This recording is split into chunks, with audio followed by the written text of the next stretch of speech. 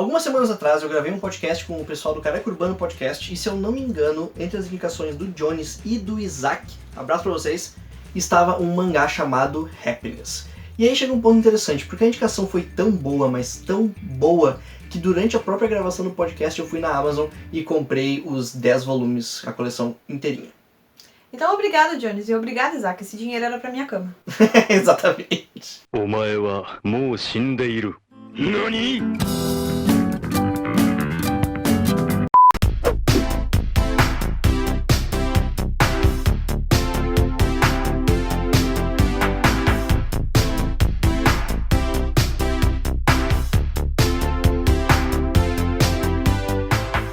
Os 10 volumes de Happiness foram lançados aqui no Brasil pela editora New Pop e eu só tenho que ficar feliz, cara, porque as publicações da New Pop estão cada vez mais interessantes. A gente já leu A Besta, que eles lançaram recentemente, a gente leu o Minha Experiência Elétrica com a Solidão, que foi maravilhoso, e agora esse daqui é o nosso terceiro volume de publicações da New Pop.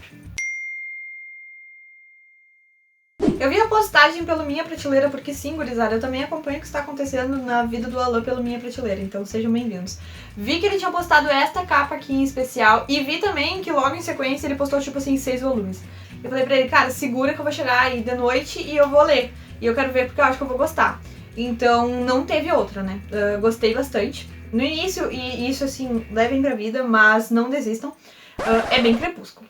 Tá, muito bem. Eu li os 10 volumes, tipo, praticamente numa tacada só. Sim. A Johanna também foi praticamente a mesma coisa. Eu comecei no domingo e terminei na segunda. Isso. E por que ela falou que é praticamente Crepúsculo? Porque os 3 primeiros volumes têm essa pegada de colégio... é porque é chato mesmo. Tudo bem, mas vamos com calma. Se não fosse bom, a gente não teria lido no ritmo que a gente leu. Com certeza. Mas atente-se, aqui nessa história a gente vai acompanhar um menino chamado Makoto, e uma bela noite ele esqueceu de entregar um DVD na locadora, ele vai lá, pega sua bicicletinha, tá indo entregar, e no trajeto ele é atacado por uma vampira. E aí a gente vai acompanhar a transformação dele através disso. E aí que entra a temática mais voltada, assim, que me fez lembrar Crepúsculo, porque quando o Crepúsculo saiu, e sim, eu tentei dar uma chance para essa porcaria, eu percebi assim, cara, não existe um vampiro que não queira tomar sangue, né? Isso faz parte do personagem, do próprio folclore que se traz. Quando se trata de vampiro, a gente pensa, é um ser humano, quer dizer, era, que agora vive de sangue. Então, tipo, o que eu não comprava a ideia de Crepúsculo, que foi o que eu falava pra ela, assim, eu juro que eu virava as páginas e dizia, meu Deus, amor, você é Crepúsculo, cara, não sei o que tu tá fazendo da tua vida. Tipo assim, a gente tinha a mesma opinião e tu tá... Eu dizia pra ela, calma, tu vai chegar no volume 4. E aí eu ficava assim, não tem como, né? Só que a questão não é essa. A questão não é o fato dele não querer o sangue. Ele quer o sangue. Ele não quer que as pessoas tenham que viver a maneira como ele vive. Então ele tá tentando encontrar uma maneira de conseguir suprir essa necessidade dele, com o fato de as pessoas poderem continuar suas vidas normais sem serem afetadas por isso, entende? Tipo, só que ao desenrolar da narrativa, tudo vai dando errado. Exatamente, cara, tudo vai dando errado porque a vida não é um mar de rosas. Exatamente. As coisas nunca, geralmente, dão perfeitamente super certo do melhor jeito possível.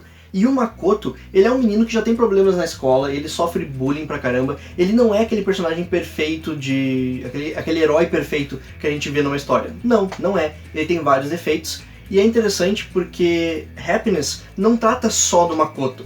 O Makoto ele é um personagem em um universo de outros também.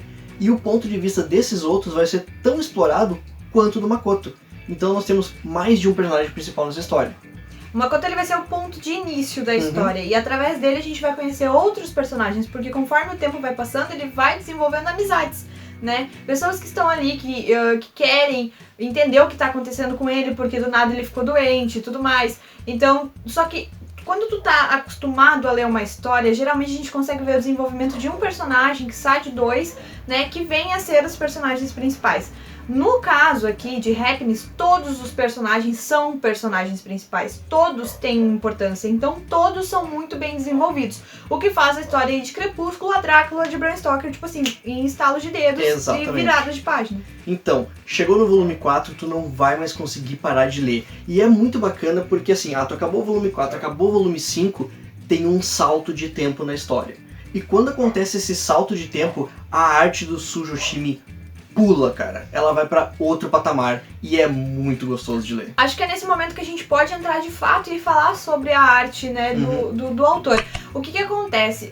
Geralmente a gente percebe essa transição de tempo. Aqui o que aconteceu foi algo tão fluido, tão natural, que tu já estava tão acostumado ali com o traço dele, que tu percebe primeiramente a evolução dele. O quanto ele se familiarizou com os personagens que ele criou e o quanto isso está trazendo alegria para a vida dele. Porque eu acredito assim, quando uma pessoa ela desenha, né, personagens por um período de tempo, aquilo tem que fazer ela feliz, porque senão não dá certo. E a gente percebe isso através da evolução do autor. E, principalmente, a gente vê que os traços melhoraram, a gente vê que os personagens estão mais bonitos, mas os 10 anos a gente só percebe que se passaram quando vem a tarjinha escrito 10 anos depois. Porque tu não consegue entender como algo tão cruel pode ter levado, assim, tanto tempo, sabe, sem se resolver. Pode ter perdurado tanto tempo, né? Bom, esses 10 anos eles surgem num momento bem crucial da história e tu vai ver, acho que só, realmente quando tu fala assim, quando surge aquela tarde há 10 anos, tu percebe o peso que aqueles 10 anos têm, cara, só vendo a imagem de uma tarja. Então assim, o Happiness ele funciona como se fosse um filme. Tu lê ele numa velocidade inacreditável, muito por causa do estilo narrativo do Shuzo Shime, que funciona muito bem. E eu acho que outro ponto interessante que a gente tem aqui em Happiness é que ele vai te mostrar o fanatismo religioso de uma forma muito pesada, mas muito realista. Por exemplo, se tu acompanhou recentemente o caso do João de Deus, que aconteceu aqui no Brasil, vai ter uma ligação bem parecida com isso. Se tu acompanhou também, por exemplo, o caso de Jonestown, que aconteceu há mais tempo atrás nos Estados Unidos, tem muito disso também, cara. Como as pessoas, às vezes, elas estão, vamos dizer assim, ó, predispostas, entre aspas, a acreditar em uma coisa e uma única pessoa pensa por todas as outras. Isso é muito perigoso. A ignorância é muito perigosa, entende? O fato de tu ter uma carência, algo... Uma pessoa que ela conduz um fanatismo, ela percebe essa carência na sociedade e ela traz isso para um grupo. E ela começa a falar para esse grupo e quando vê a gente tem 50 mil pessoas atrás desse retardado, entende? Então o que acontece? Quando a gente fala de fanatismo, a gente não fala de religiões em específico, a gente fala de pessoas que tinham uma carência, um déficit em algum momento, em alguma parte da sociedade, uma rachadura, e alguém um pouco mais inteligente observa isso e consegue então converter esse número de pessoas a fazer exatamente aquilo que ele quer, sabe? Para levar ele a um patamar de glória e não em si a população que está fazendo isso, né? Uma pessoa assim, ela não visa benefício para a sociedade, ela visa o seu próprio benefício. E é isso que Happiness trata aqui. E se tu olha aqui atrás da capa e tu vê que tá escrito 14+, não te fia por isso daqui, porque a história ela podia muito bem estar levando mais 18. Porque tem coisas que acontecem aqui dentro que são tão horríveis, mas tão horríveis e tão medonhas, que sim, na minha opinião, mereciam mais 18 Nossa, aqui atrás. sim, tem umas coisas assim que tu fica tipo, o quê? Exatamente, cara, tem a relação entre personagens, como eles fazem umas coisas uns com os outros, não é pra qualquer um. E tipo assim, isso é um negócio que eu falei pro Alan, assim, essa cultura japonesa de ter que mostrar xerereca o tempo todo, sabe? Isso me irrita. Isso é um dos motivos que eu não leio tanto mangá. Tipo assim, eu leio mangás específicos e tal, e geralmente eles têm um mínimo do mínimo do mínimo disso, sabe? De uma forma muito mais leve, ou às vezes mais voltado pra algo que não é o certo, tá? Mas algo mais engraçado, algo sutil. Então, o fato, né, de até mesmo isso tem importância. Não tá jogado na página ali, tipo, ai, toma aqui uma menina de saia mostrando a sua perereca enquanto ela está subindo a escada. Gente, aquilo tem um motivo. E foi isso que me fez gostar de Happiness.